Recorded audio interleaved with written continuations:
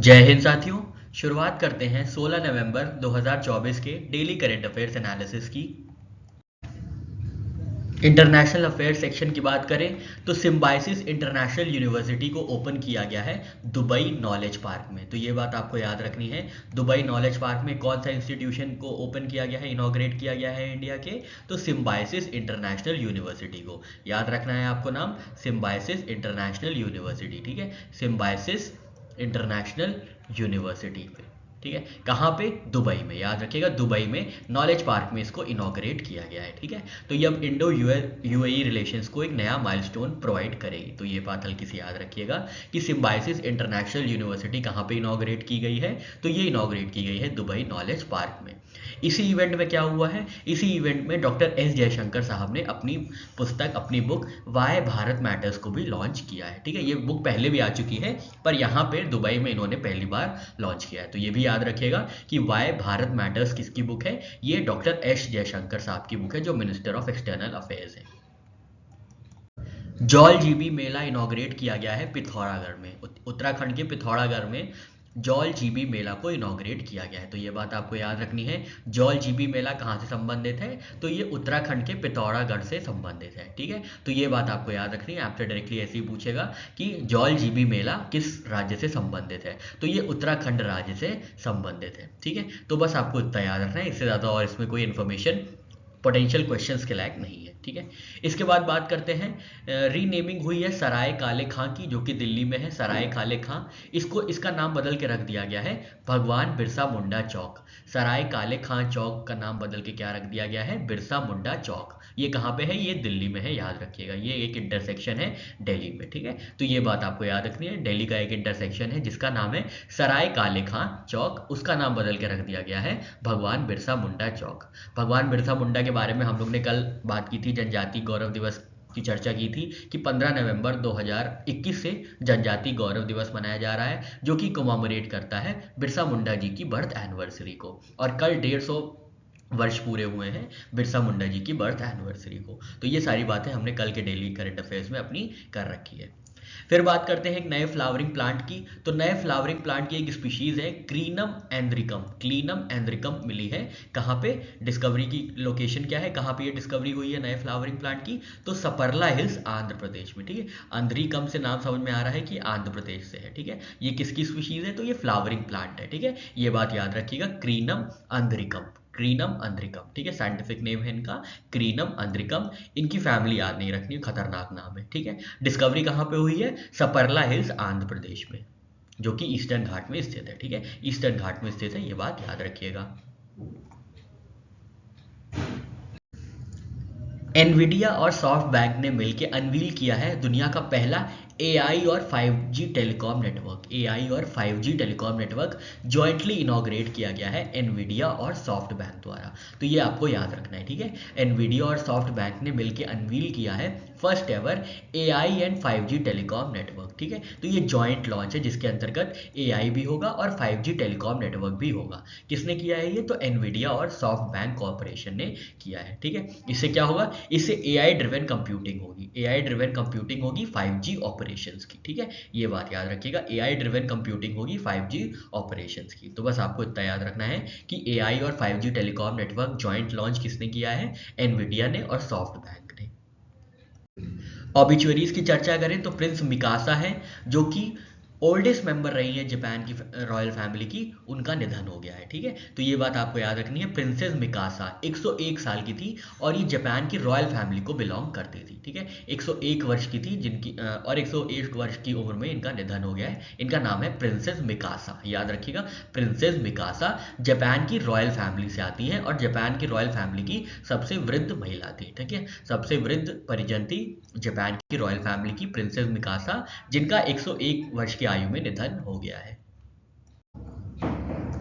17 नवंबर को यानी कल के दिन हम लोग ऑब्जर्व करेंगे world day of remembrance for road traffic victims. याद रखना है आपको, world day of remembrance for road traffic victims. Road traffic या रोड एक्सीडेंट्स में जितने भी विक्टिम्स होते हैं उनको क्या करना चाहिए, उनको याद करने के लिए उनकी याद में एक दिन ऑब्जर्व किया जाता है जिसको कहते हैं world day of remembrance for road traffic victims. ये कब ऑब्जर्व किया जाता है, तो ये थर्ड संडे ऑफ नवंबर को हर साल ऑब्जर्व किया जाता है, याद रखिएगा, थर्ड संडे ऑफ नवंबर को। और इस बार थर्ड संडे पड़ रहा है 17th ऑफ नवंबर को, तो 17th ऑफ नवंबर को इस बार सेलिब्रेट किया जा रहा है, ये ऑब्जर्व किया जा रहा है world day of remembrance for road traffic victims, ये बात याद रखिएगा। फिर 16 नवंबर को आते हैं, तो 16 नवंबर को ऑब्जर्व किया जाता है इंटरनेशनल डे फॉर टॉलरेंस, ठीक है। इंटरनेशनल डे फॉर टॉलरेंस कब ऑब्जर्व किया जाता है, तो 16 नवंबर को ये ऑब्जर्व किया जाता है।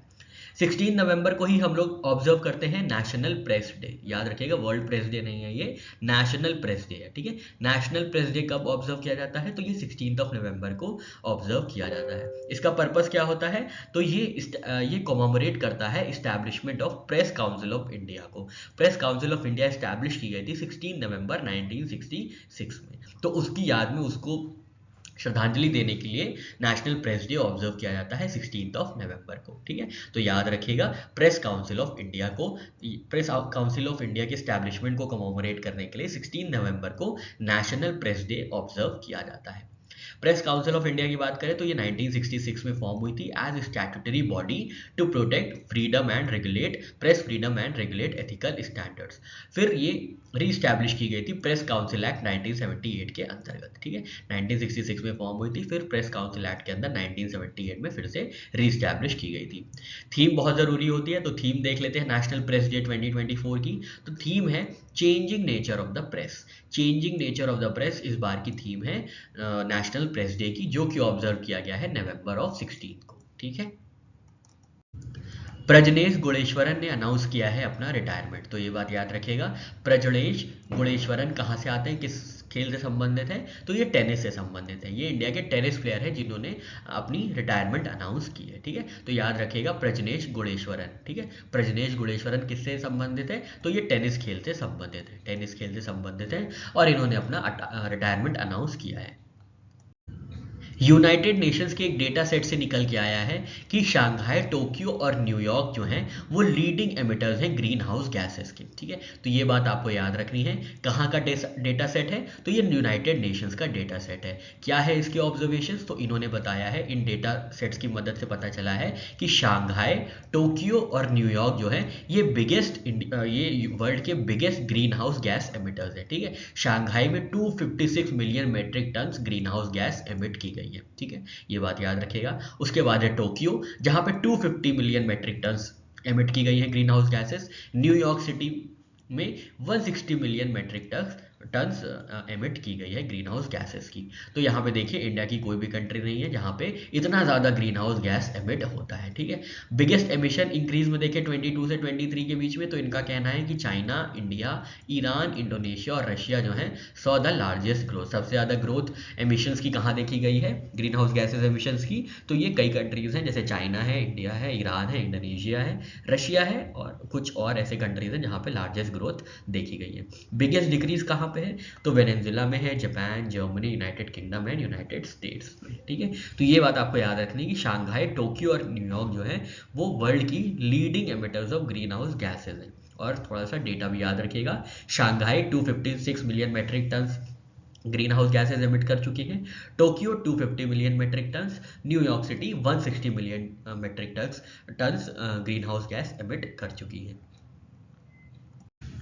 अवार्ड्स एंड ऑनर्स की बात करें तो मनोज बाजपेयी की मूवी है द फेबल, जिसको लीड्स इंटरनेशनल फिल्म फेस्टिवल में बेस्ट फिल्म का अवार्ड मिला है। तो याद रखना है आपको, फिल्म का क्या नाम है, द फेबल। डायरेक्टर कौन है इसके, राम रेड्डी। डायरेक्टर कौन है, राम रेड्डी। क्या नाम है, द फेबल। स्टारिंग मतलब स्टार कौन कौन है इसमें, मनोज बाजपेयी, प्रियंका बोस, दीपक दोबरियाल, तिलोत्तमा शो, ठीक है। अवार्ड कौन सा मिला है, तो बेस्ट फिल्म का अवार्ड मिला है at 38 Leeds International Film Festival. याद रखना है, लीड्स इंटरनेशनल फिल्म फेस्टिवल में फेबल जो फिल्म है उसको क्या मिला है, उसको सम्मानित किया गया है। डायरेक्टर कौन है, राम रेड्डी डायरेक्टर है और जो स्टारिंग है वो है मनोज बाजपेयी और प्रियंका बोस जी की, ठीक है। तो ये बात आपको याद रखनी है। नेक्स्ट अवार्ड देखते हैं अपना, तो GMR हैदराबाद इंटरनेशनल एयरपोर्ट को सम्मानित किया गया है एयरपोर्ट एक्सीलेंस अवार्ड से फॉर डिजिटल इनोवेशंस, ठीक है, ये बात याद रखिएगा।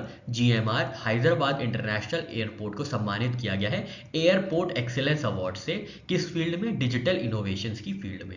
ये सम्मान कहाँ पे प्राप्त हुआ था? तो ये सम्मान Riyadh international convention and exhibition centre Saudi airport exhibition के दौरान ये किया गया था, ठीक है। तो याद रखिएगा 2024 का airport excellence awards digital innovation की कैटेगरी में जीएमआर हैदराबाद इंटरनेशनल पोर्ट को गया है, ठीक है, बहुत इंपॉर्टेंट है, आप ये याद रखिएगा किस चीज़ के लिए रिकॉग्नाइज किया गया है। तो डिजिटल इनोवेशंस के लिए जीएमआर हैदराबाद इंटरनेशनल एयरपोर्ट को एयरपोर्ट एक्सीलेंस अवार्ड से सम्मानित किया गया है। ये अवार्ड कहाँ पे दिया गया था? सऊदी अरेबिया में दिया गया था, कन्वेंशन सेंटर में सऊदी अरेबिया के, ठीक है, ये बात याद रखिएगा।